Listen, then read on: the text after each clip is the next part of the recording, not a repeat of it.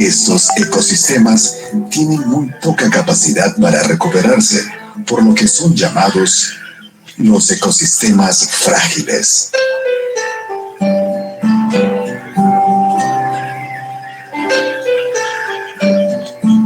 Un ejemplo, el bosque tropical estacionalmente seco del norte del Perú.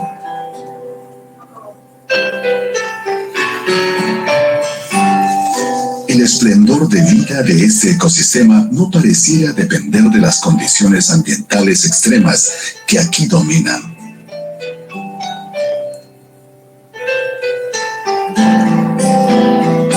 La vida depende de los cortos periodos de lluvias, tras las cuales, durante la temporada de sequía, las plantas y animales necesitan retener el agua y obtener humedad de sus alimentos y de los pequeños pozos de agua que el bosque esconde en sus secas montañas.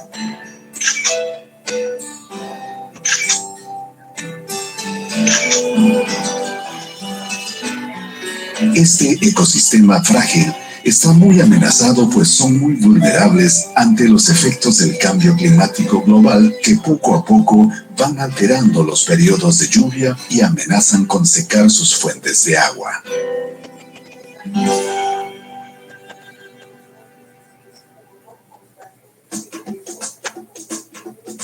Así como los bosques secos, el Perú alberga un gran número de ecosistemas frágiles distribuidos en todo su territorio. Algunos tienen gran relevancia por su biodiversidad y rareza, como son las islas de vegetación en desiertos, bosques montanos,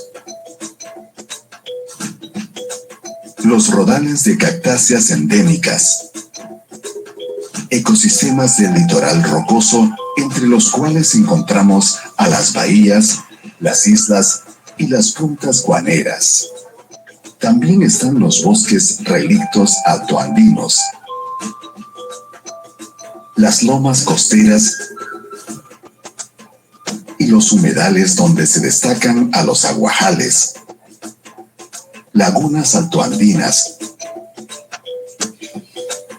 pantanos,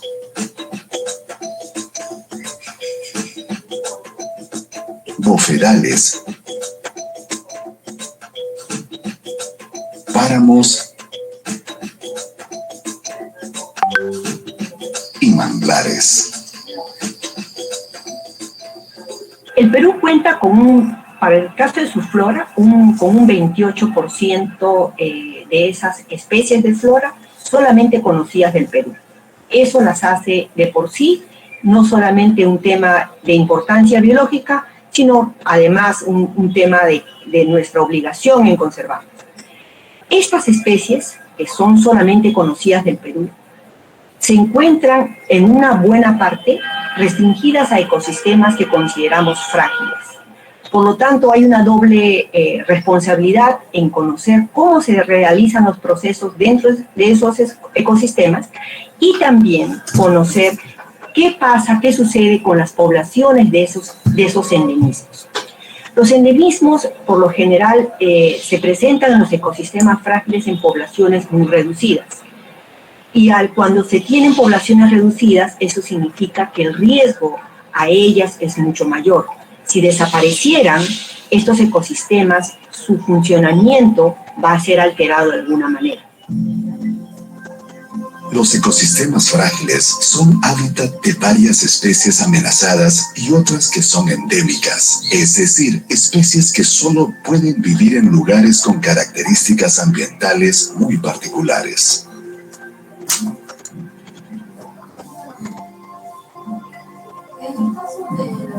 Según la Constitución del Perú, es obligación del Estado promover la conservación de la diversidad biológica. Por tal motivo, la Ley Forestal y de Fauna Silvestre del Ministerio de Agricultura hace oficial la lista de ecosistemas frágiles del Perú, la cual se viene constantemente actualizando en base a procesos de delimitación, caracterización biológica y análisis sobre cuál es el estado de conservación de cada ecosistema frágil del país. Los ecosistemas frágiles son importantes porque brindan una serie de servicios ecosistémicos que generalmente no son muy conocidos por la población. Los más representativos son la recreación y el ecoturismo, ya que la mayoría de estos ecosistemas tienen una belleza escénica muy particular, pero además hay otros como por ejemplo la formación de suelo, la provisión de alimentos, el secuestro de carbono que sirve para mitigar el cambio climático y la purificación y provisión de agua.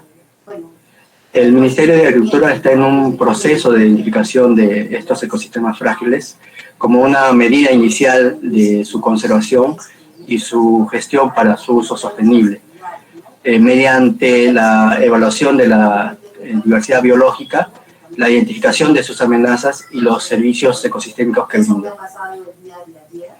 Nuestra institución está comprometida con proteger estos ecosistemas únicos con el apoyo de las poblaciones locales, autoridades regionales, no solo por la necesidad de cumplir un marco legal, sino porque la biodiversidad que allí existe es el patrimonio y recurso de todos los peruanos. Proteger los ecosistemas frágiles es tarea de todos. No lo contamines, no los destruyas, pues nuestra biodiversidad es parte del orgullo de ser peruanos.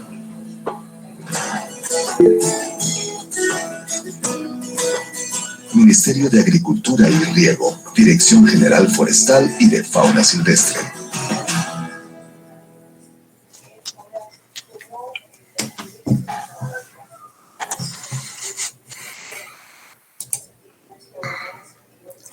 Bien, ¿han podido observar el video? Sí, ingeniero. Sí, licenciado. Bien. Y acá tenemos un problema, a ver.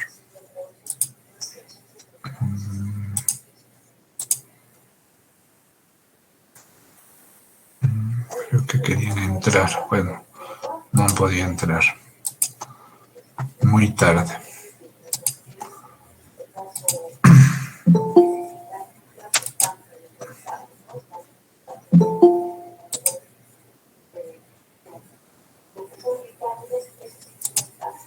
Bien, entonces con el video que hemos observado, vamos a proseguir. Se observa la pantalla, por favor. Sí, licenciado. Bien. En cuanto a esta fragmentación de hábitat, ya habíamos escuchado en el video que básicamente se trata de un proceso de cambios ambientales, que es muy interesante hacer el estudio respectivo porque está relacionado específicamente con la biología de la conservación. Hay zonas muy extensas de algunos componentes. Dentro de ellos, por ejemplo, nosotros encontramos valles interandinos que generalmente se ubican a las riberas de los ríos. Ubicamos, por ejemplo, bosques, diversos tipos de bosques que vamos a encontrar, ¿no? Incluidos algunas zonas que contienen roquedales u otros componentes. Asimismo, podemos encontrar algunas zonas específicas, por ejemplo, cómo vienen a ser los manglares también. Entonces, hay una serie de componentes, si nos pondríamos a enumerar es un montón. Pero, ¿qué es lo que pasa? Que estos hábitats que antes tenían miles de hectáreas van reduciendo su composición. Y al reducir su composición, genera algunos problemas en cuanto a la capacidad de cobijar a la fauna. Entonces, esta capacidad de cobijar a la fauna disminuye y genera problemas de carácter ecológico en las especies, o sea, directamente relacionado en algunos casos a la genética, porque se comienzan a reproducir entre especies de una misma zona y no hay una amplia gama de, por ejemplo, de cruces genéticos que se puede dar. Entonces, hay varios componentes que va a afectar y lo vamos a ir viendo. Entonces, este gran componente que a veces era en masa un bioma o un hábitat gigante, se va a ir fraccionando. ¿Listo? Por acción antrópica o incluso se genera esta fragilidad por acción natural, pero muy, muy raro, ¿no? Por acción natural. Entonces, ¿qué pasa? Todo ese hábitat comienza algunas zonas a seguir con las condiciones y otras comienzan a servir con otras finalidades. Y ahí es donde se nota una serie de componentes que van a aparecer parches, ¿cierto? Parches más pequeños, como se ve aquí en la foto. Por ejemplo, se ve entre color tierra, color verde, hay una parte que tiene más bosque, ¿cierto? Flujo de agua en algunas otras zonas, etcétera, ¿no? Entonces, todos estos componentes permiten de que este hábitat cada vez se vuelva más frágil. Y la fragilidad nos va a conllevar a generar algunos tipos de problemas. Pero ¿cuáles son, profesor, las causas que se originan a nivel de la fragmentación de los hábitats? No es un proceso, como les mencionaba, puramente antropogénico. También se puede formar por algunos sucesos naturales, como procesos geológicos o posiblemente algunos incendios que naturalmente a veces se genera por la cantidad de calor en algunas zonas, ¿no? Y esto va a arrasar con gran parte de la cobertura vegetal que nosotros encontramos. Entonces, básicamente una de las causas que se menciona con respecto a la fragmentación es el uso intenso que se da a partir de la agricultura y de la ganadería. Y esto lo hace el ser humano. Entonces hay zonas que son, ¿cierto? Por ejemplo, en esta foto se ve, por ejemplo, un bosque, ¿cierto? ¿No? Todo un bosque gigante. Y comienzan a talar adrede y a preparar el terreno para hacer cultivos de pan llevar. Entonces, lo que no saben es de que este elemento ya pierde la cobertura, la conexión con los otros elementos y cada vez se va a ir aislando. ¿O qué es lo que pasa? A veces, por ejemplo, en la selva de Puno, ¿cierto? En Mazuco o en la selva de Puerto Maldonado, importan de Brasil cebú. Y el cebú lo comienzan a engordar, ¿no? Lo comienzan a engordar, entonces destrozan algunas zonas para cultivar material para ellos, como por ejemplo pastos, cebadas, alfalfa, etcétera. Y adicionalmente el mismo animal va consumiendo y cuando ya no queda alimento lo van trasladando de lugar en lugar. Entonces una especie introducida que no es típica de nuestro medio, ¿cierto? Pero bueno, les genera muy buenas ganancias porque un cebú a veces suele pesar hasta 3 veces más que un toro, ¿no es cierto? Entonces, en ganancia a nivel de producto cárnico van a tener, pero lo que no saben es que están atentando contra ese hábitat y generándole fragilidad. Entonces, hay muchos grupos de especies que acá van a sufrir ese atropello, ¿no? Es como que vayan a tu casa y le pasen una aplanadora, parte de tu casa, un tractor y te dejen con media casa, ¿no? Entonces te destrozaron algunos componentes. Y lo más curioso es que en estos hábitats destrozan algunas zonas que tienen las mejores condiciones, que tienen agua, que tienen prácticamente unos componentes idóneos en calidad de tierra, etc. Entonces, esa provisión de agua comienzan a utilizarlo para hacer regadíos a nivel de agricultura o para la toma de animales.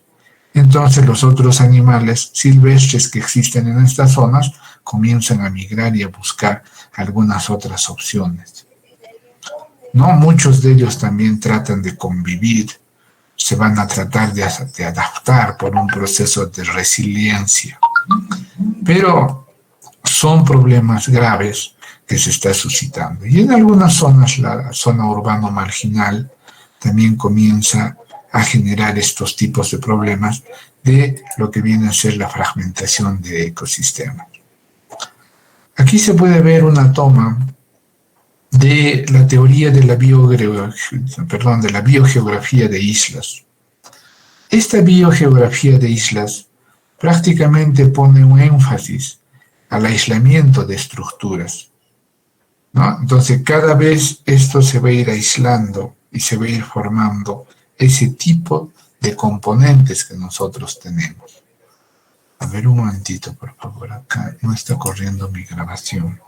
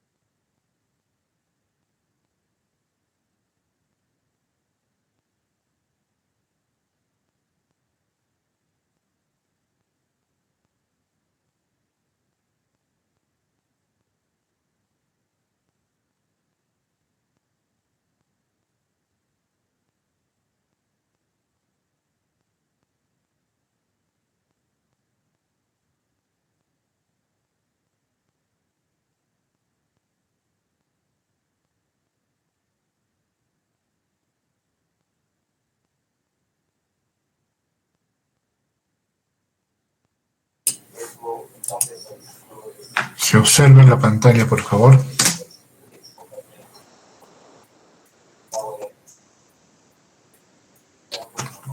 Bien, proseguimos. Entonces, este componente de la formación de islas también va a tener problemas con la generación de condiciones de vida que a veces los grandes ecosistemas tienen. Entonces, en este punto a veces se suscitan desequilibrios, ¿no? Pero nosotros observamos la foto y vemos la estructura de algunas carreteras, zonas que sirven de cultivo, aledaños a estos, ¿cierto? O zonas que sirven para ganadería. Entonces, esta fragmentación va a ser sucesiva porque se van a ir formando cada vez pequeñas islas y estas van a ir reduciéndose. Entonces, si aquí tenemos, por ejemplo, una isla, supongamos que todo esto tenga unas 5 a 10 hectáreas. Al cabo de algunos años, va a tener menos. Y si todavía esta zona es explotada, entonces los animales que a veces crían alrededor no encuentran suficiente comida y van invadiendo todo esto. Entonces, al cabo de unos años, incluso estas pequeñas islas dejan de existir. Pero, ¿qué pasa con esta tierra empobrecida? Esta tierra empobrecida también sirve temporalmente para que se pueda hacer cultivos. 5, 10 años posiblemente. Una vez que también ya la tierra, como todo elemento, ya no proporciona componentes idóneos para las plantas que cultivan, entonces la dejan de lado. Y esto comienza un proceso de salinización. Entonces, donde no va a crecer nada, simplemente se comienza a desertificar. Y una vez que se desertifica, comienza a formarse prácticamente como un desierto. ¿Y esto por qué, profesor? Porque esta cobertura vegetal inmensa que existe son árboles que tienen muy buena altura, que hacen un proceso fotosintético maravilloso, pero a la vez estas raíces que tienen van a conllevar un flujo interno de agua. Y cuando vaya a llover, van a tener un aprovechamiento importante, de modo que gran parte de la zona se va a mantener siempre húmedo. Pero en este caso, las aguas simplemente se van a profundizar o van a discurrir y no van a encontrar componentes orgánicos como para que se pueda mantener. Entonces, estos elementos hacen de que también las especies que vivan acá van a ir disminuyendo, van a ver su espacio de vida reducida y difícilmente a veces van a poder migrar a algunas zonas, porque también los animales son gregarios. Cuando observan límites, ellos como que se adueñan de la zona, ¿no? Entonces forman prácticamente poblaciones independientes a otras. Si acá existe, por ejemplo, zorrinos, acá también. Pero este zorrino con este no va, ¿cierto? No lo va a invitar a su casa, al contrario, este cuida su ambiente, ¿cierto? Y si hay alguna intromisión, viene la defensa de ellos. Entonces la mayoría de animales que nosotros encontramos, primero que son gregarios con los que viven ahí, pero posteriormente van a defender su territorio, ¿no? Entonces va surgiendo ya problemas que se va a ir analizando. La pérdida de hábitat se genera sucesivamente. Si bien es cierto, no es rápido esto, pero tiende a conllevar el mismo modelo. Entonces, ese hábitat que nosotros tenemos básicamente comienza con un hábitat original de cantidad frondosa, ¿cierto? Posteriormente se va correlacionando con los problemas que hemos visto, tanto antrópicos, muy poco naturales, y queda de esta manera. Pero este elemento, a la vez estos hábitats que todavía tienen cierta cobertura, también comienzan a sufrir subdivisiones. Y estas subdivisiones sucesivas, de modo que se nota una pérdida del hábitat totalmente fragmentado. Entonces, todos estos elementos y componentes va a dar paso a que por algunas situaciones que nosotros tenemos de algunas características que aparentemente no le va a hacer daño a este hábitat, se va a ocasionar un problema de carácter terrible. A veces, ¿qué hacemos, no? Vamos a conducir agua sin dañar mucho esto, ¿cierto? Y comienzan a hacer canalizaciones para conducir agua, aparentemente sin dañar. Pero esas canalizaciones ya gran parte de los animales lo toman como límites, ¿cierto? Y la cobertura vegetal también. Y de repente el canal comienza que se distribuyó por acá y ese hábitat comienza a deteriorarse, ¿ya? Comienza a deteriorarse. Entonces, estos elementos siempre se va a dar y es un modelo que básicamente a nivel de la subdivisión que se va a dar y las limitaciones a nivel de dispersión y el efecto de borde que se llama esto, es básicamente ley. Entonces, estos efectos de borde que son efectos de tipo biológico, al perderse la cobertura vegetal, se pierde la cobertura naturalmente animal. Entonces, de eso se trata, de evitar de que estos hábitats de carácter original sufran alguna intromisión, porque esto también tiene algunas consecuencias, no solamente en la parte vegetal, sino también a nivel de la parte animal.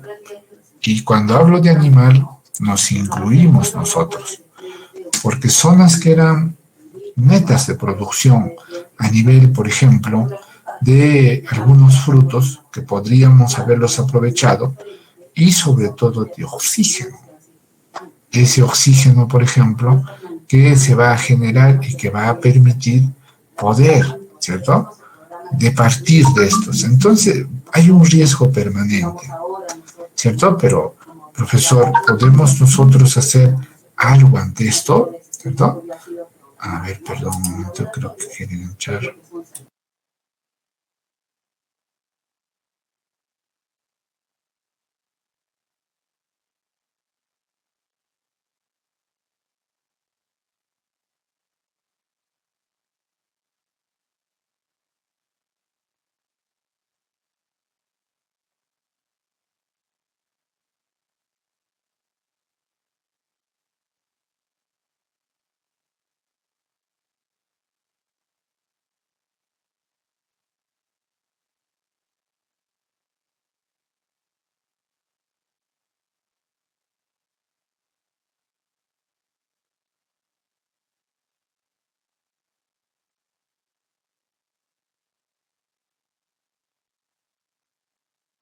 ¿Se me escucha?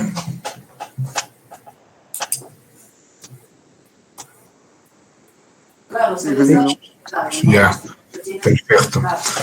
Listo. Entonces, estos problemas conllevan a otros. Uno de los problemas más severos que va a existir acá es el efecto de borde. El efecto de borde es la pérdida permanente. Otro es la limitancia a la dispersión. La dispersión es cuando básicamente los animales pueden circular, cuando no hay límites, pueden circular y reproducirse con las mejores especies, mientras que acá tienen, ¿no?, una limitación a nivel poblacional mucho más baja. El otro viene a ser la pérdida de individuos. Por falta de cobertura vegetal va a haber una pérdida inminente de especies. Este umbral de extinción del hábitat hace de que muchas de las especies tiendan a migrar. Nosotros lo volvemos sus hábitats en campos de cultivo, campos ganaderos, etc. Entonces, mucha especie no está dispuesta a morir, entonces comienza a migrar. Básicamente, este umbral de extinción hace de que algunas especies ya se encuentren en un franco proceso de extinción.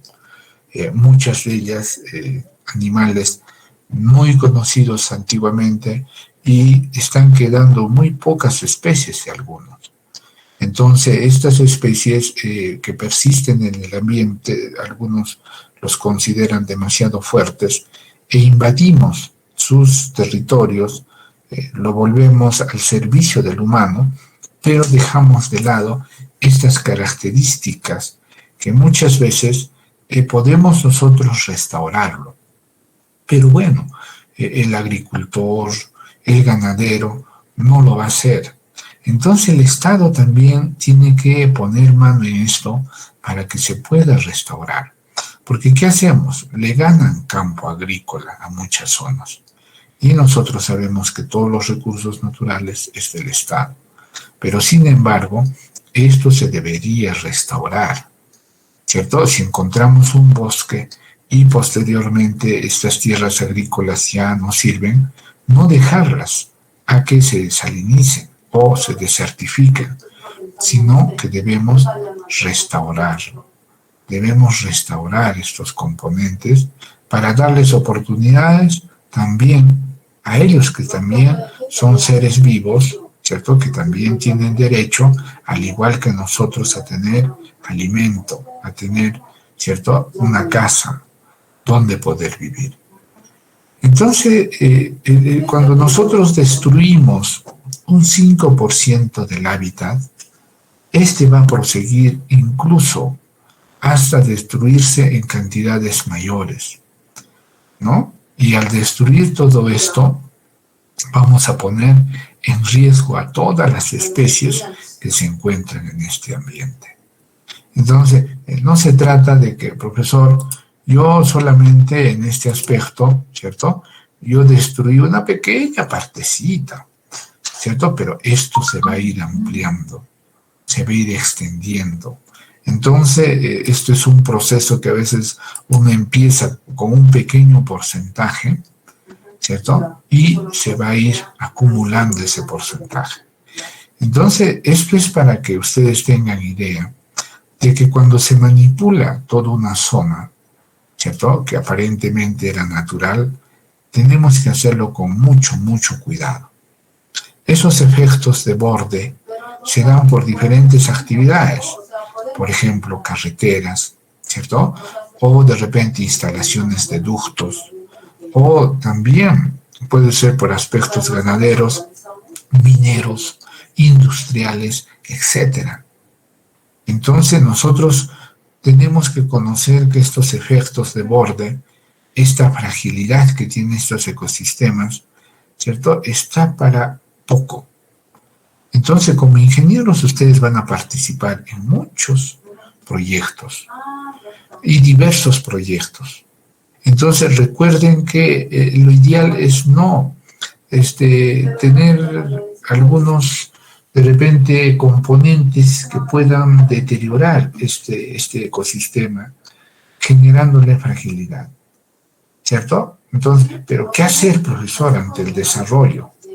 Ya, está bien, podemos hacer muchas cosas, pero ¿no creen que con tanto dinero que se invierte en una pista, no creen que deberíamos ponerle a los animalitos algunos puentes para que puedan pasar de una zona a otra sin cortar ese hábitat y volverlo frágil?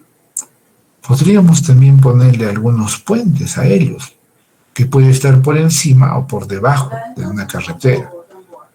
Pero nosotros no, pensamos en nosotros, en nuestro carro, en nuestro desplazamiento, pero no pensamos en ellos. ¿Ya? Entonces, podemos hacer más por ellos. O las zonas que hemos afectado, termina el proyecto y empieza un proceso de restauración aledaña, ¿cierto? Porque el hecho del sonido y del tránsito que se va a generar, naturalmente va a espantar algunas especies. Entonces, también esos proyectos deben considerar algunos problemas.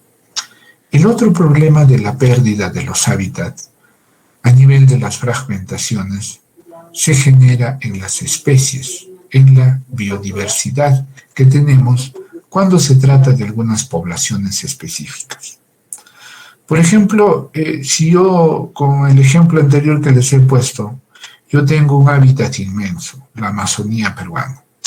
En la Amazonía peruana voy a encontrar una serie, ¿cierto?, de monos o chimpancés, etcétera. Bueno, es una variedad el chimpancé de ellos, micos, etcétera, ¿cierto? Voy a encontrar una variedad. Pero cuando empiezo a fragmentar el hábitat, estoy reduciendo a que todos ellos, ¿cierto?, se puedan reproducir, puedan mezclar sus genes. Entonces, a veces, ¿qué pasa? En los hábitats también los comienzo a dividir prácticamente a estos individuos. Los comienzo a dividir y en algunas zonas dejo todas unas familias, de repente 500, 600 familias, en otra zona otra cantidad, en otra, que por suerte algunos se van a ir mezclando. Pero al paso de los años, esto se va a degenerar. Genéticamente hay degeneración también en animales cuando hacemos cruces entre ellos. Entonces, estos cruces que se generan entre ellos va a generar, por ejemplo, un componente de degeneración, se llama en genética, de degeneración genética. Entonces, las condiciones que van a tener como ser vivo se reducen. Es, por ejemplo, como cuando ustedes han visto, ¿no?, en el campo, tienen sus ovejas. Y ahí mismo comienzan sus ovejas a reproducirse, ¿cierto? El abuelito era de la ovejita con la nieta con el tío con la abuelita con... entre ellos mismos, ¿cierto? Entonces, ¿qué pasa? Va a haber una degeneración. Entonces, ¿qué van a empezar? Las crías van a salir degeneradas, más chiquitas, más pequeñitas, no va a haber un desarrollo cárnico. Entonces, eso es una degeneración, por ejemplo, genética. En cambio, si yo, por ejemplo, al conjunto, ¿cierto?, de ovejas que tengo, le traigo una oveja corriedal, ¿cierto? De repente mejoro, ¿cierto? Mis ovejas, las crías salen más grandes. U otras variedades. En los toros, por ejemplo, ya les traigo un Bron Suisse. Entonces mezclo genéticamente, mejoro genéticamente, ¿cierto? Entonces, eso es.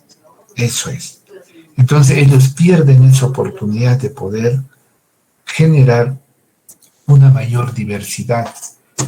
Y cuando se habla de diversidad, se habla de variabilidad genética que se tiene. ¿Listo? Entonces, todos estos componentes nosotros tenemos que cuidar. Cuando se fragmenta un hábitat, también se fragmentan las especies. Hay pérdidas de especies y se va a degenerar estas especies. Entonces, estas poblaciones están condenadas a posteriormente deteriorarse genéticamente y por último desaparecer. Entonces, esto también va para nosotros. porque a veces genéticamente nosotros tratamos de hacer preservar vuestra raza, ¿no? Bueno, yo iba, por ejemplo, a hacer algunas evaluaciones, algunas comunidades, y la gente de las comunidades dice, no, yo lo he hecho casar a mi hija con el fulano porque es de mi comunidad.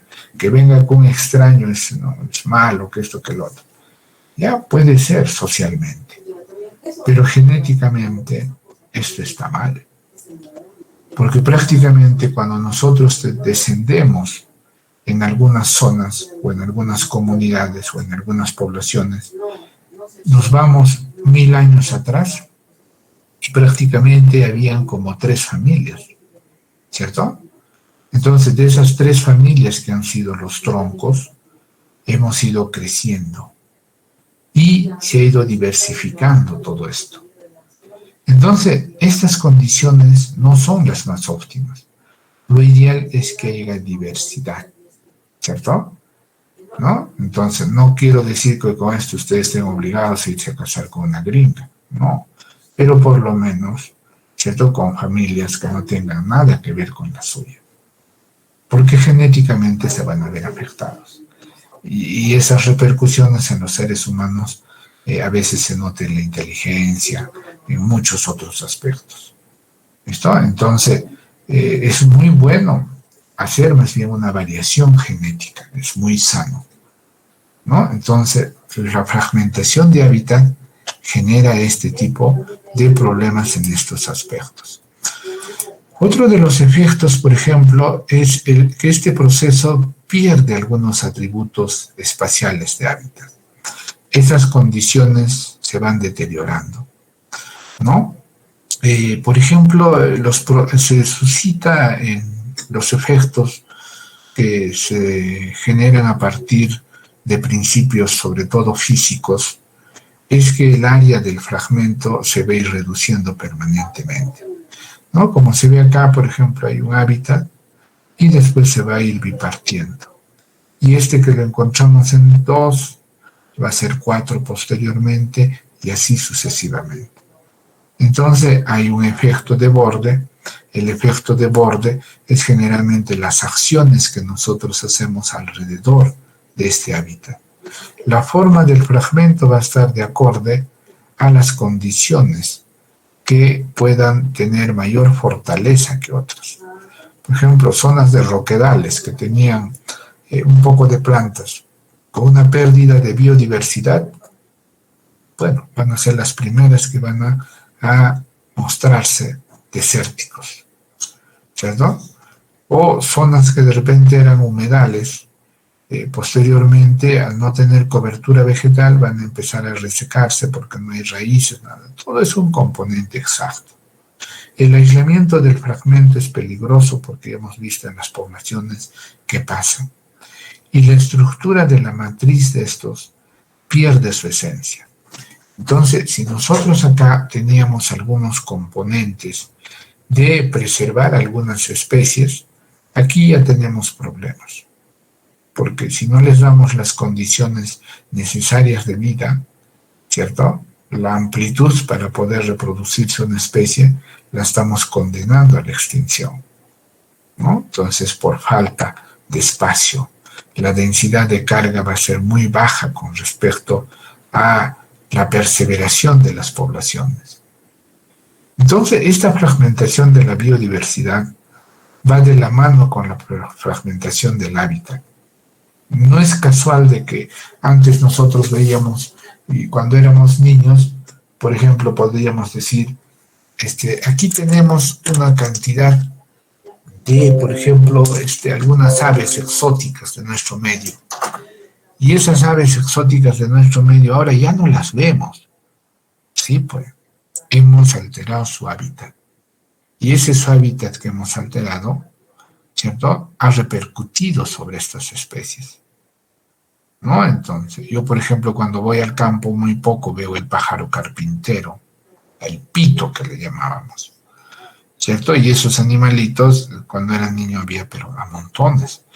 Uno iba al campo y ya, ¿cierto? Igual, en cualquier zona había perdices, ahora de vez en cuando yo veo, Entonces, si uno se pone a observar, es inteligente, ¿qué está pasando? Todo se está volviendo a nivel de cobertura, ¿cierto? A nivel de cobertura ganadera o a nivel de cobertura a nivel de lo que viene a ser campos agrícolas. Y se ha generado mucha subdivisión, de modo que ahora la tierra pertenece a muchas personas, pero con muy poca capacidad productiva, ¿no? Antes, por ejemplo, existían las cooperativas, ¿cierto? Cuando Velasco entró al poder, generó cooperativas para que trabaje el campesino. Pero eso era bueno porque todos trabajaban en conjunto y tenían muy buenas producciones en campos extensos. Entonces, esas cooperativas tenían 5.000, 8.000, 15.000 hectáreas, ¿cierto? Entonces, criaban el ganado en común, ¿cierto? Hacían cultivos en común, ¿cierto? Entonces, hectáreas de hectáreas que se tenía de cultivos. Pero bueno, creció la población y alguien que siempre divide y reinarás, dijeron, no, no las repartimos esto. ¿Cuántas familias somos? 50. Listo. Entonces nos toca a cada uno 100 hectáreas. Perfecto, parece bien. ¿Esa familia cuántos hijos tuvo? 10 hijos. Listo. Entonces a cada uno le tocó 5 hectáreas después. Y esos hijos tuvieron otro. A cada uno les tocó 1 hectárea. Son muchos dueños y muy poco terreno. En 1 hectárea nosotros vamos a hacer producción animal y vegetal. Imposible. ¿Cierto? Entonces lo utilizamos con otros fines, trabajamos de manera, ¿cierto?, inusual, afectando al medio ambiente y comenzamos a fragmentar todos esos elementos. Al final decimos, no, bueno, yo soy dueño de esto, pero no va a mantener mi familia esta actividad. Por lo tanto, voy a migrar a la ciudad, ¿cierto? Porque esto no me va a mantener. Sí, y tiene toda la razón. Entonces, pero véndelo. No, es el recuerdo de mis papás. Entonces, no lo venden, ni lo producen, ni le dan buen uso. Entonces, gran parte del Perú ha sufrido esto. Entonces, otros están volviendo a reconformar algunas cooperativas, pero a algunos ya no les parece, porque ya están en otras actividades y solo lo tienen el terreno al cuidado de algún pariente, etc. Y bueno, al final resulta como una casa de campo, lo que anteriormente fue un ente altamente productivo. Entonces, como el Perú no produce, y hay otras sociedades más inteligentes, entonces importamos, ¿cierto? Y nos volvemos importadores porque también tenemos algunos recursos, ¿cierto? Como la minería, por ejemplo, que genera un buen PBI, pero hasta que se acabe nuestros recursos no renovables. De ahí, ¿qué haremos? ¿Somos un país productor? No. Importamos arroz, casi todo el arroz se importa. ¿Y dónde? Asia. ¿Y cómo hace Asia? A partir de los gobiernos, el Estado es el dueño y todos trabajan como nosotros trabajábamos en las cooperativas y se producía bastante. Entonces, 80% de los insumos importamos nosotros porque estamos deteriorando nuestros hábitats, ¿cierto? Y aún así somos uno de los países más ricos en biodiversidad, en climas, en muchos aspectos. ¿No lo aprovechamos, profesor? No. ¿Listo? No lo aprovechamos como debe ser racionalmente, ¿cierto?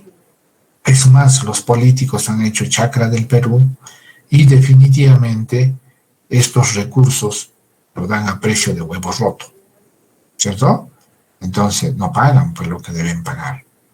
Y lo mejor, generalmente, ¿qué hacen? Se va para exportación, con el cuento de que, bueno, un país exportador vamos a tener buena cantidad de dinero. Pero si no tenemos una población bien alimentada, ¿de qué nos sirve ese dinero? Que no llega a nuestro bolsillo, ¿no es cierto? Entonces, estos componentes nosotros tenemos que reevaluar, ¿ya? Ponernos a pensar Y el profesor les habla con autoridad, con conocimiento. Esto no es para enlazarlo a la parte política, ni mucho menos asusar a ustedes, sino que esto es para un conocimiento general que puedan tener ustedes a nivel, ¿cierto?, de lo que viene a ser la fragilidad de estos hábitats y cómo se genera y el comportamiento del humano, cómo influye en estos aspectos. Los efectos de borde ya les he dicho que se produce con cualquier tipo de componente. Estos componentes que se va a producir pueden ser pequeños, como este riel, ¿listo? El paso del tren. Ya ese hábitat cruzó por ese hábitat y ya independientemente lo ven como un límite y el deterioro empieza. Este otro efecto de fragmentación, una carretera ubicada.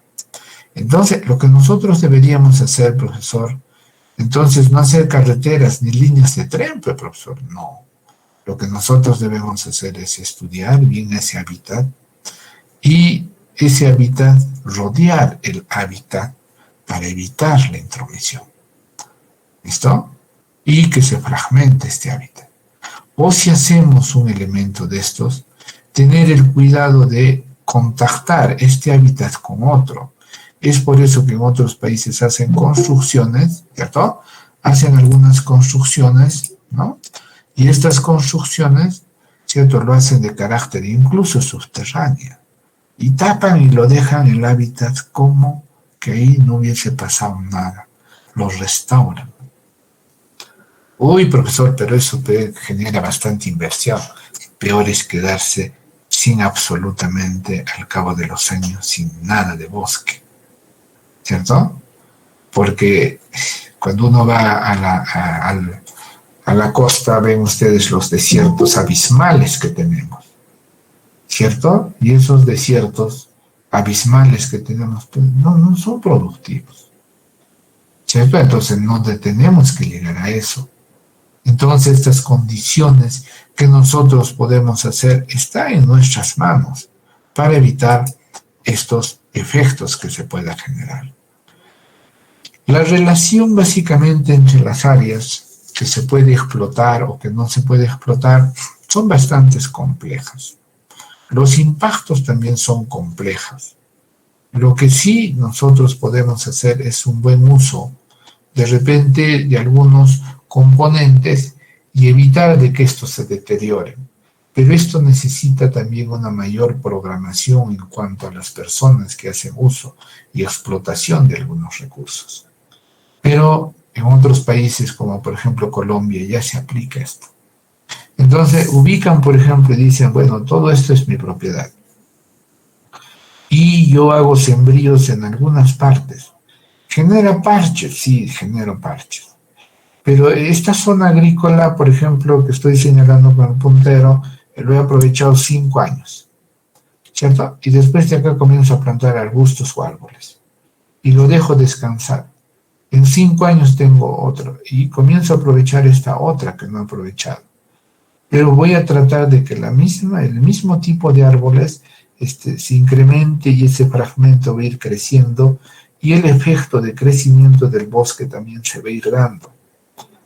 Entonces, no hay que aprovechar uno tras otro, porque vamos a ir dejando el ambiente abierto para que fácilmente se deteriore.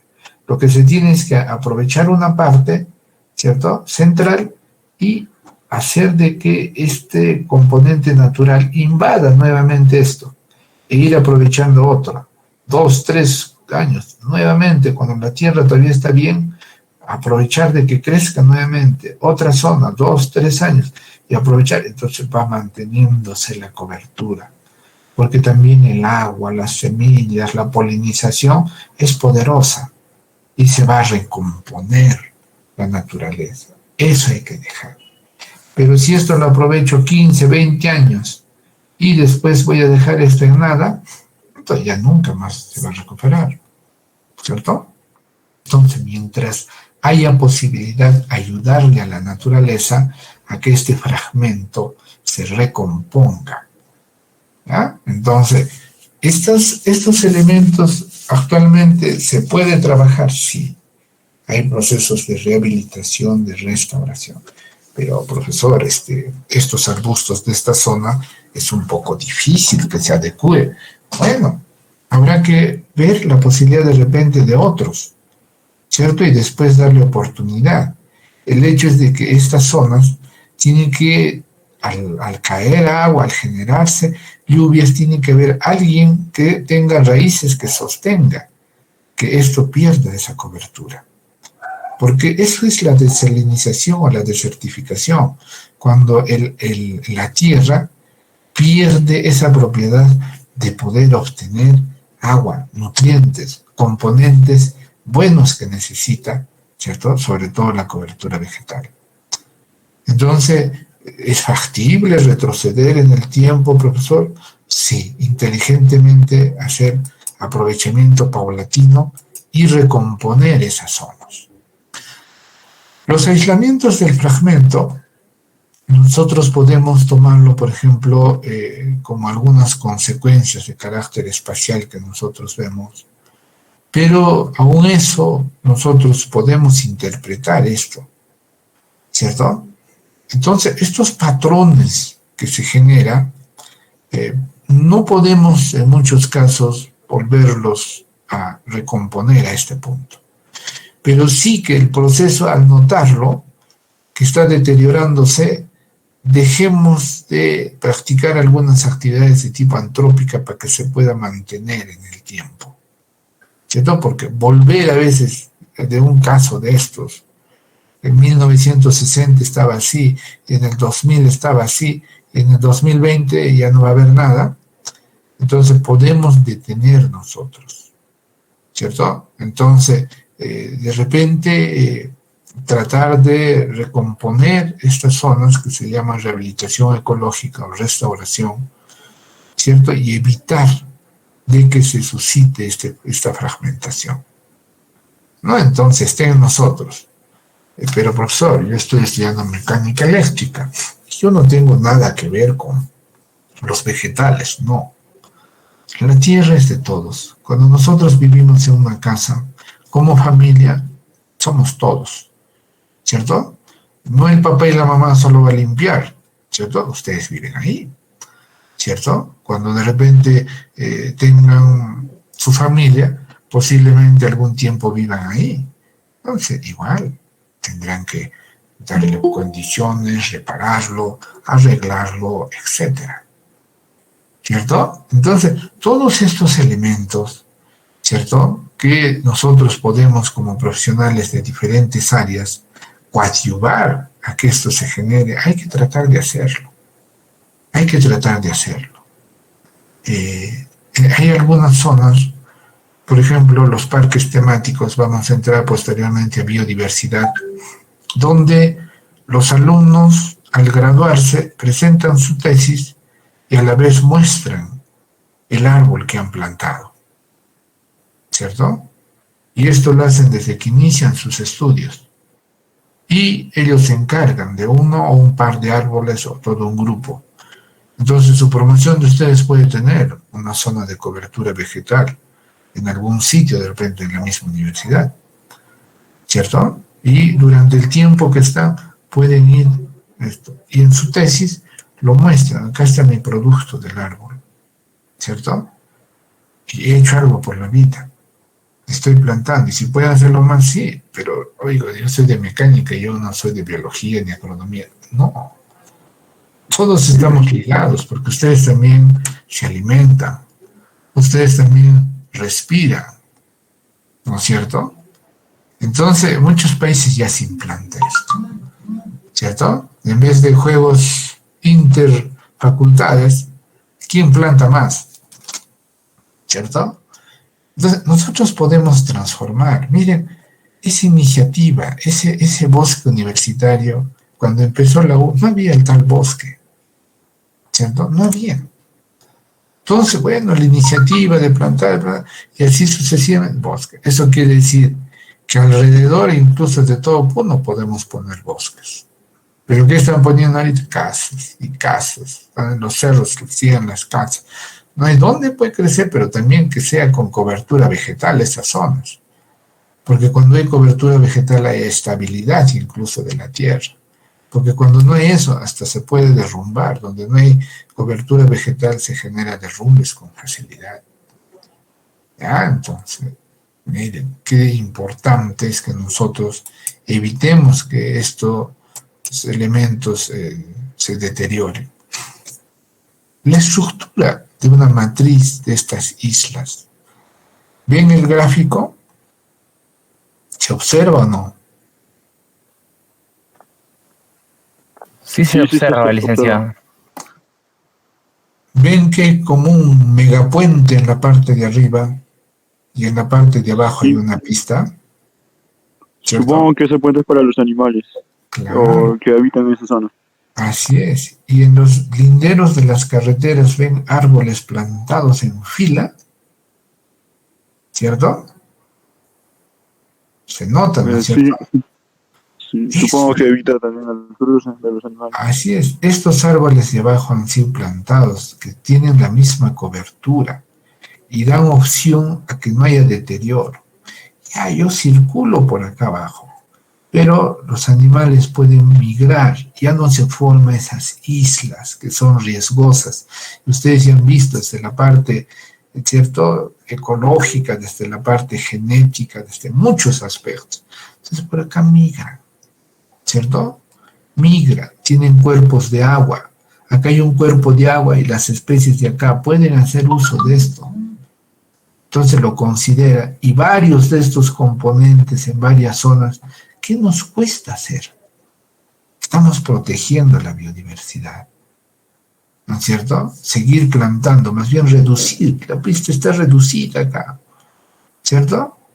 ¿No? Prácticamente un par de carriles, listo, suficiente, y lo demás, árboles alrededor, que no son de zonas de estacionamiento, ni mucha cosa, sino plantar alrededor de toda la carretera. Y cada 5, 8 kilómetros poner estos puntos para que puedan migrar las especies y evitar ese efecto de borde. El efecto de borde quiere decir que yo lo aíslo, ¿cierto? Lo aíslo un componente. Entonces, ahí viene el deterioro de estos hábitats. Entonces, y profesor, sí, adelante. Disculpe, con el paso del tiempo, esos árboles en las carreteras o en los hogares, ¿no causa grietas también? O sea, destrucción, o sea, lo hace rajar, creo. Puede ser, pero se repara, ¿cierto? Si hay mantenimiento de carreteras donde nosotros pagamos impuestos, ¿no es cierto? Entonces, lo que más bien va a proteger es de que no haya derrumbes, la cobertura vegetal, ¿ya? De que no haya de repente problemas, avalanchas que a veces se suscita y tapa las carreteras, caen piedras, etc. Todavía eso nos va a proteger los vegetales. Entonces, miren la importancia que tiene fragmentar un ecosistema y la pérdida de biodiversidad y la desalinización y desertificación que se va a dar posteriormente. ¿Ya? Entonces, esto no nos cuesta mucho. Pasa la vía del tren, igual, en muchos sitios. ¿Cierto? Si es subterráneo, de repente una inversión, ¡ay, qué bueno! Porque todo encima está bien, excelente. ¿No es cierto? Entonces, hay que evitar estos componentes, hay que evitar y tratar de que se conserve esta matriz de forma ideal.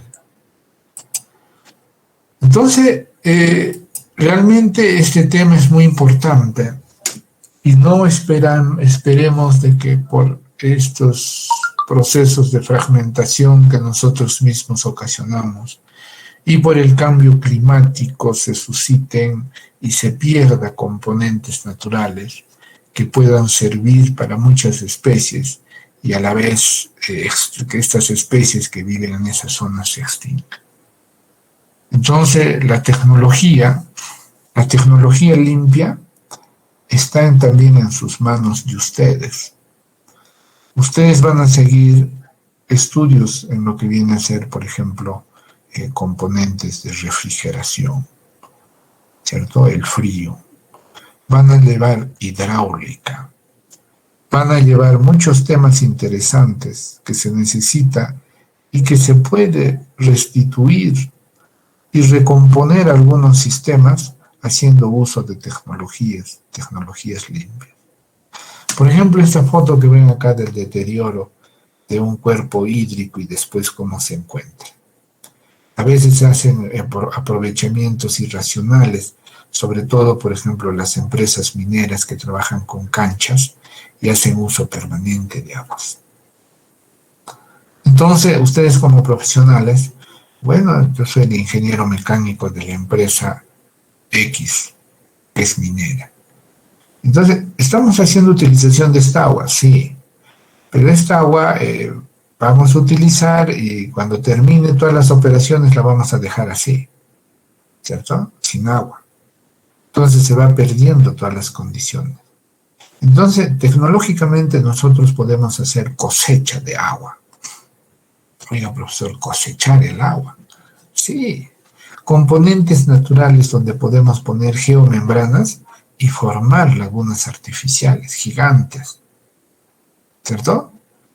Ah, ya. También en otras zonas que tienen, los atrapanieblas. Oiga, profesor, ¿y qué es la neblina? La neblina es agua. ¿Cierto? Agua que está en estado gaseoso. Pero cuando choca ante unos parantes, que son gigantes, esto, ¿cierto?, se va a convertir en líquido. Y esas gotitas forman pequeñas cantidades de fluido, esos pequeños riachuelitos y esos riachuelitos, ríos, etcétera, y tienen cualquier cantidad de agua cuando hay atrapanieblas que son de 50, 60 kilómetros y de alto de unos 20 o 30 o 50 metros, ¿cierto? En zonas de neblina, los atrapanieblas, la cosecha de agua. Y hay otros componentes. ¿Y quién lo diseña esto? Naturalmente, gente entendida de las ingenierías. ¿Cierto? Entonces, ¿y qué más no podríamos hacer? ¿No? Entonces, tratar de coadyuvar a la naturaleza. Entonces, en vez de hacer uso indebido y dejar algunas zonas con unos pasivos ambientales terribles. Eso es lo que se pide y justamente la sensibilización que les hago en este aspecto es con esa característica. Ya saben lo que son los hábitats se pueden ir perdiendo, vamos a complicar la vida para muchas especies y sobre todo nosotros nos vamos a quedar sin esos bellos paisajes que tenemos aún todavía, ¿cierto? Hacer uso racional de las tierras. Trabajar en consenso, ser respetuoso de la naturaleza. Eso es lo que generalmente yo quiero internalizar en ustedes. Hasta aquí alguna consulta adicional.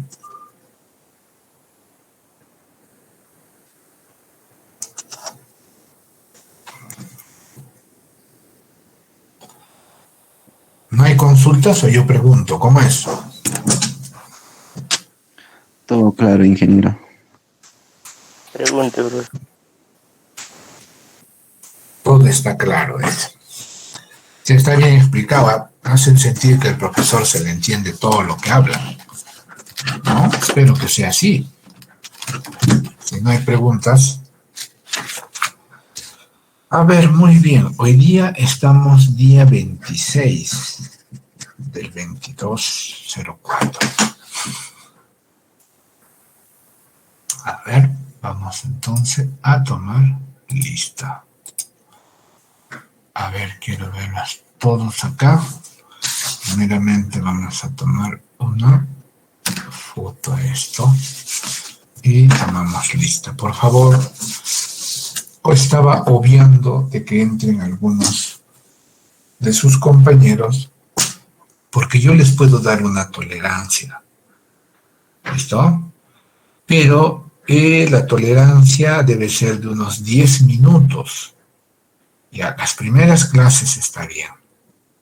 Pero yo, digamos, hasta los 15 puedo aceptar porque a veces uno no se empalma bien con la línea, a veces se tarda vuestra computadora, etcétera, ¿cierto? Pero que ya esté terminando la clase y de que quieran entrar, ¿listo? Entonces eso voy a comenzar a restringir. Es más, desde la próxima clase, de repente yo empiezo a llamar lista. Y esa va a ser. O bien paro de repente la exposición y a media clase llamo lista. ¿Ya? Entonces, por favor, de todas maneras, también en la universidad se practica esto de responsabilidad.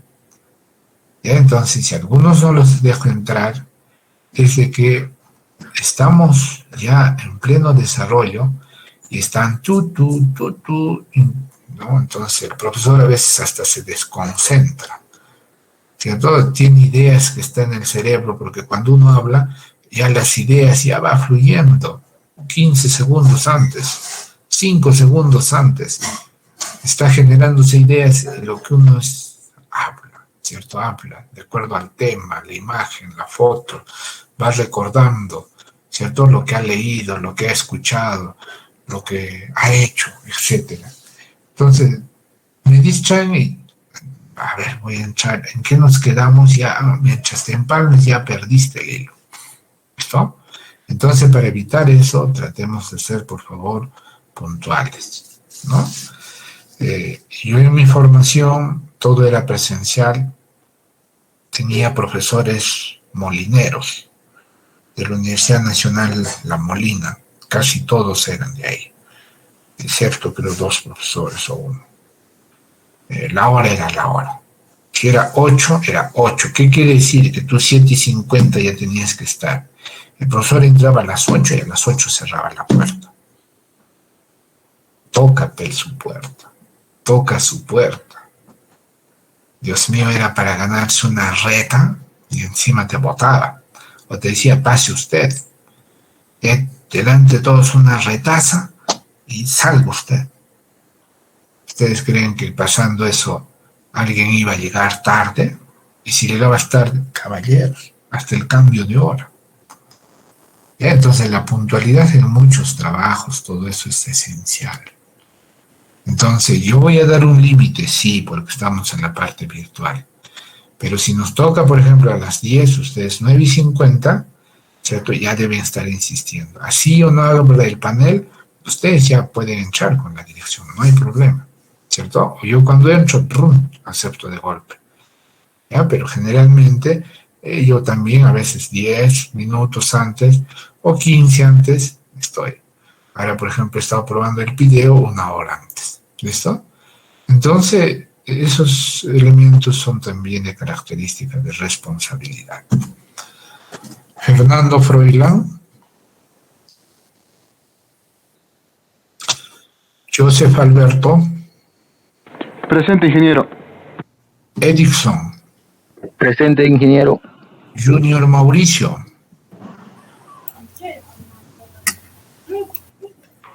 Junior. Ronald Francisco. Moisés Israel. Moisés. William Breinick. William. Renato Tadeus. Félix David. Presente, Félix David. Muy bien, Félix. Cristian.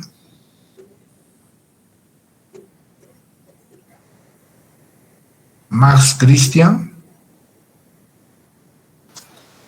Presente, ingeniero. Ya. David Anthony. Presente, ingeniero. José. Presente, ingeniero. José Mario. Presente, ingeniero. Elvis Rudy. Presente, ingeniero. José Ludwig. Presente, ingeniero. Denis Marcel. Presente, ingeniero. Roger Gustavo. Buen ingeniero, presente. Luis Fernando. Presente, ingeniero. Kenneth Yamel. Presente, ingeniero. Luis Michael. Presente, ingeniero. Jason. Presente, ingeniero. José Ángel. Presente, ingeniero. Alex Raúl. Presente, ingeniero. Edson Bryan. Presente, ingeniero. Johnny Iván. Presente, ingeniero. Henry Niel. Presente, ingeniero. Frank Luis. Carlos Abraham. Ingeniero, presente, ingeniero. Frank. ¿Quién está? Presente, ingeniero. ¿Quién está? Frank Luis está presente, ¿no? Sí, presente, ingeniero. Y a Carlos Abraham también. Sí, Carlos Abraham yo. Listo. Einer Anthony. Presente, licenciado. Joel Ronald. Presente, ingeniero. Aarón Franco. Presente, ingeniero. Julio Arquímedes. Miguel Ángel. Presente, ingeniero. Frank Cristian. Presente, ingeniero. Buenas tardes. Buenas tardes. Omar Freddy.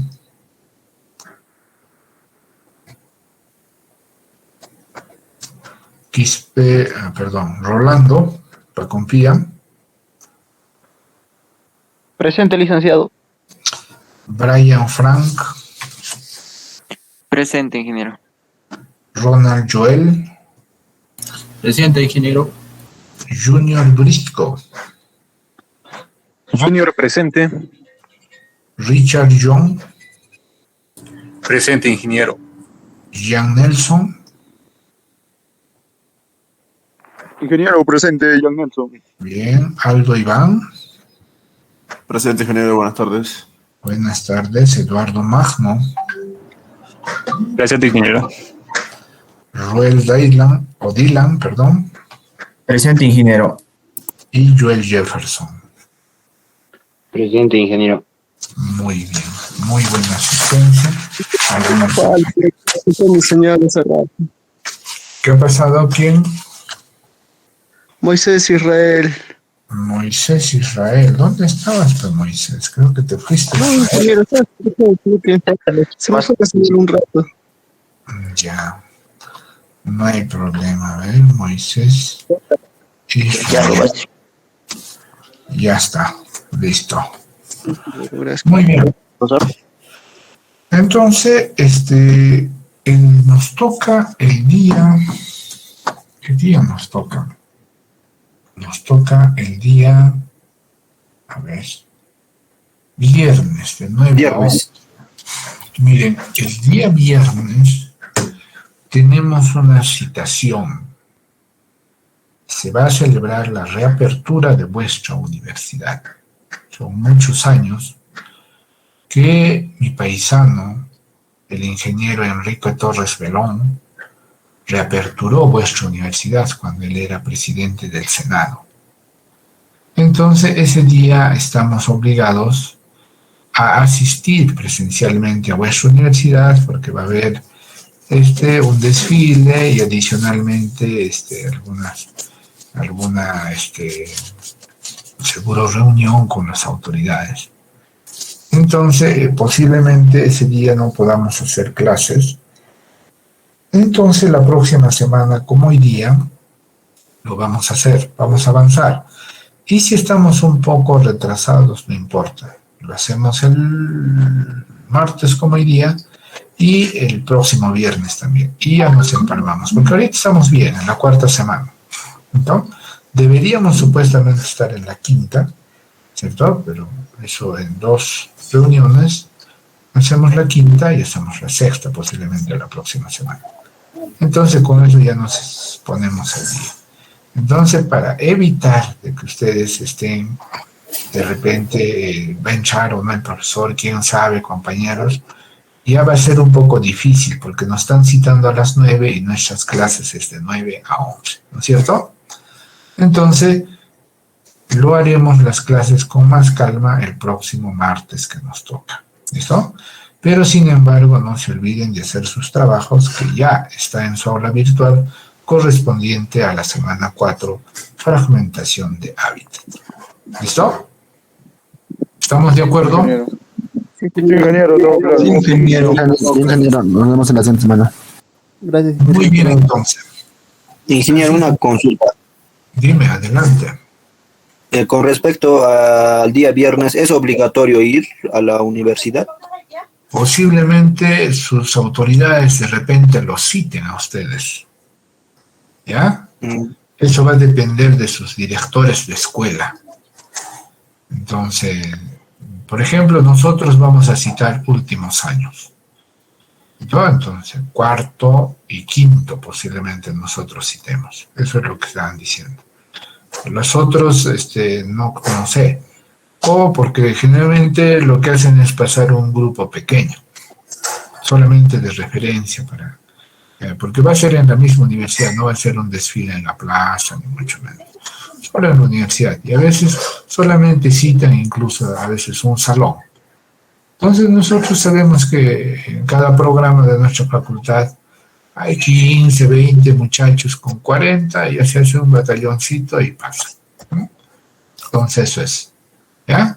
Pero ahora de repente, pues ustedes son los castigados y dicen, ya, pero si lo cita su director, mucho va a depender de su director, si no, no es obligatorio. ¿Listo? Esperen la comunicación de su director. Pero en mi caso, yo tengo que estar sí o sí en la ceremonia. ¿Ya? Porque a nosotros sí nos toman lista de ahí presencial. Muy bien, muy buenas tardes. Si no hubiera más consultas, cuídense y sigan dándose. Los que no se han vacunado, no se olviden, su tercera dosis. Ya, por favor, no se complique la situación. No vaya a pasar lo que ha pasado en antropología. Muchachos sin vacuna asisten y, problemas. ¿Listo? Entonces, pero eso es. Adelante, William. Disculpe, me llamo lista, pero es que no lo he escuchado llamar mi nombre. Seguro que sí. ¿Qué apellidas? Atencio Mezquita. Atencio Mezquita, William Breinick. Sí, te llamó, pero no has contestado. Va a disculpar. Mi audio estaba. Listo, entonces. Perfecto. Listo, entonces. Y yo, por ejemplo, también, Arias, dicho que no pudo contestar. Moisés. No, entonces. Listo, entonces, por favor, los que no tienen todavía su dosis, traten de hacerlo. De repente, el próximo semestre, ya van a tener que hacerlo presencialmente, el próximo semestre, porque esta medida es por este semestre. ¿Ya? De repente, el próximo, ya de repente van a habilitar, como ya va a haber aforo 100% en los colegios, ya está viendo, entonces en la universidad también posiblemente haya. Entonces, les van a pedir su carnet, porque ahorita la UNAG está haciendo presencial desde primero hasta 10º, ¿cierto? Pero todos tienen que tener su tercera dosis. Entonces, al profesor le pasan el pantallazo, y el que no está, pues simplemente no entra por el salón. Porque ya legalmente no se puede decir, no, a mí no me puede obligar, no. Ya, es por su salud de ustedes, por la salud del profesor y la salud del entorno. Entonces, no se olviden de sus dosis, por favor. Mientras más tengamos eso, vencemos fácilmente el virus. Pero si no, hay alguien que no, entonces, ¿no? Se va a hacer el caldo de cultivo. Y puede él estar en problemas y los otros. Mire, ya hay una experiencia en antropología. No lleguemos a eso. 3 muchachos que no han estado vacunados, uno de ellos ahorita está en UCI. ¿Ya? Entonces, no importa a veces la edad con esto. ¿Ya? Entonces, evitémonos problemas y hagamos caso. ¿Listo? Entonces, yo como una persona que trabajo tantos años en la parte de las ciencias biológicas, ¿listo? Con muchas razones les aconsejo eso.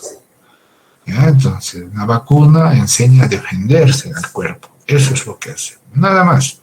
no les van a poner su chip, luego la recarga, se le acaba el saldo, otra recarga, no, nada de eso, ¿no es cierto? Porque a veces me dicen así algunos otros alumnos, ¿no? Que el chip, que no sé qué tanto. O que el grafeno, un día me hablaba, ¿no? Entonces le pregunto a mi esposa, ¿qué es el grafeno? Le dice ingeniero químico y te causa risa, pero, ¿no? Porque me dice es como un plástico, ¿no? Pero que tiene una